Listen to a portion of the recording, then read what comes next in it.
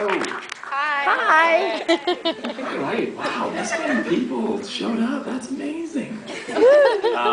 No, I'm gonna open it up for questions, but first I just wanted to say it's incredibly cool that you would all show up to a movie like this, and not at all because I was the director. Well, a little bit because of that, but no, because it was just a passion project from what I consider to be one of the greatest authors we've ever had. So I've never wanted really to direct. Don't know that I ever will again, but this was something that just needed to be done for me and for a bunch of people who care about them as much as I do, and to support films this small is really, really important. So thank you very much for coming out. And I will open it up for questions, and I won't be able to see any of them. Very well lit, though. So. Yes? I was just curious why you chose that particular story from the book to your character's story. Like, you sort of not the ultimate before, but the sort of movie before. Sure.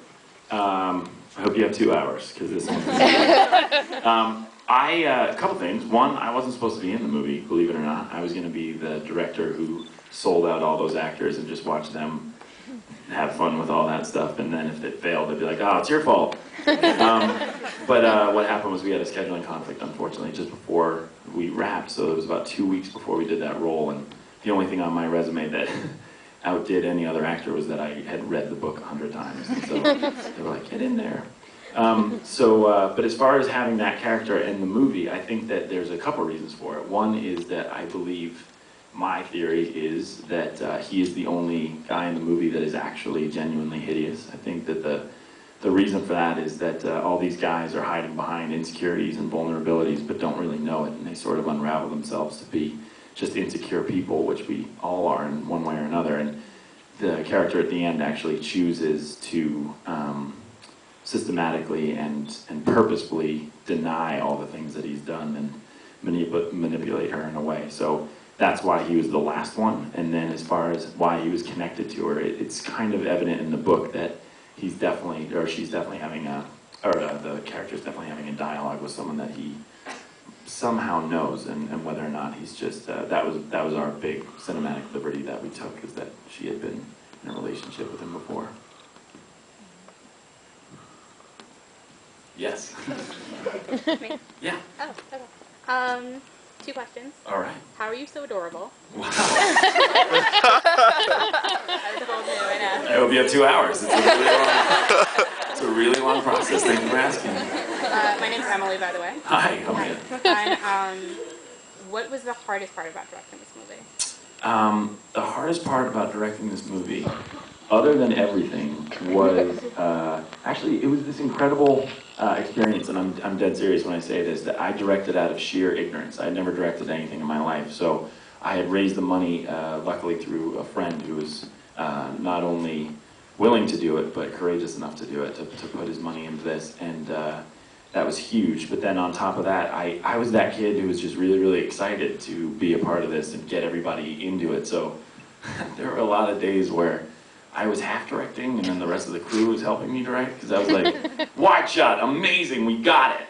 Let's go, let's roll. And the DP was like, you're gonna need a medium shot. And I was like, no, I don't think we will. He was like, yeah, trust me, you're gonna want a medium shot and a couple close-ups. So I was like, boring.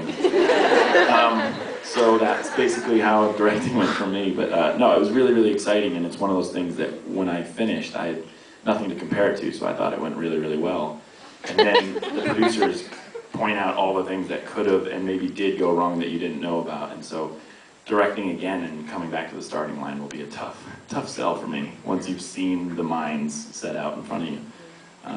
So that's it. I think I just said that directing's easy, is what's my summary.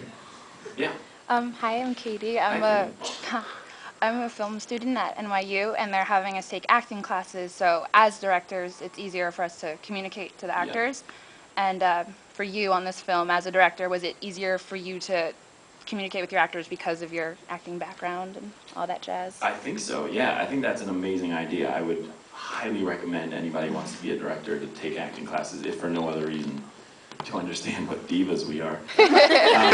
But I think that I think it's huge. I think there definitely is that shorthand where there's a whole spectrum of directors, and there's people who trust actors, and there's people who don't trust actors, and it's kind of the big split, and then you get into smaller categories. But you have to trust the actors because we're hopefully trusting the director in return. So it's this weird thing of you actually get this incredible shorthand of like, instead of, hey, so just imagine your dad and like your past, and that sometimes can be a lot when you just need them to turn their heads to the left, like to hit a word right when you want it, you know what I mean? So it's just like, no big deal, doing a great job, I need you to turn your head here to that, and they're like, oh, great, because I think we get really needy, and we're like, is our performance okay? Maybe that's just me.